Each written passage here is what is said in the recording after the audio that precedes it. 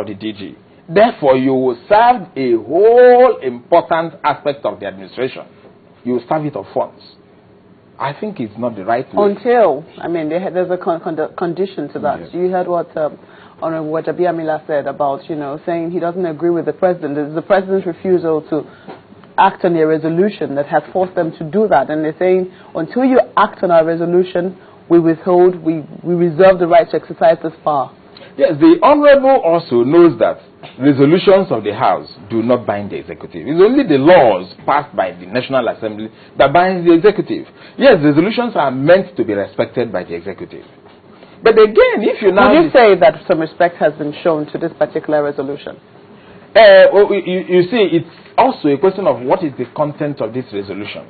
If your resolution is meant to indict perhaps the executive and also the Senate when they think they are right, so it's now a two-way thing. Ego also comes in. And also administrative convenience also comes in. So would you now say that they should obey the resolution of the House when it is a head-on indictment on the Senate and also on the ESCO?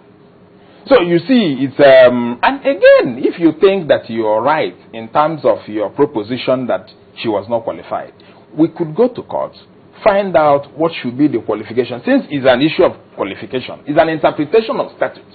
Actually, what they are talking about is interpretation of the statutes. Well, if you talk about interpretation of the statutes, do we, because maybe of an individual or a particular agency, try to amend the Appropriation Act? Because in all of this, look at what is being done. The Clause 10 inserted in the 2013 Appropriation Act, and I'll read it. It says, quote, all revenue, however described, including all fees received, fines, grants, budgetary provisions, and all internally generated and externally generated revenue shall not be spent by the SEC for recurrent or capital purposes or for any other matter, nor liabilities thereupon incurred, except with prior appropriation and approval by the National Assembly.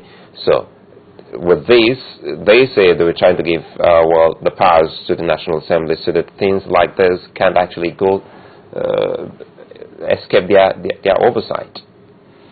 Yes, again, when you look at the Act too, and you also look at the reason, remember there was a budget crisis.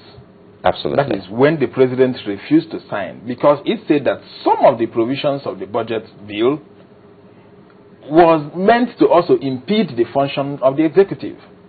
That some of the provisions actually violated the Constitution.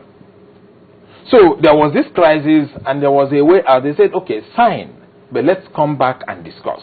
So in this case, what do you think should be the way out?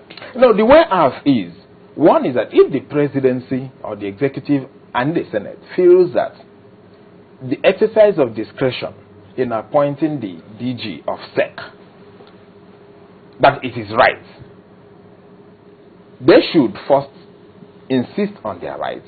Now, if the House of Representatives now feels that they did not do proper interpretation of that act in their appointments, they should go to court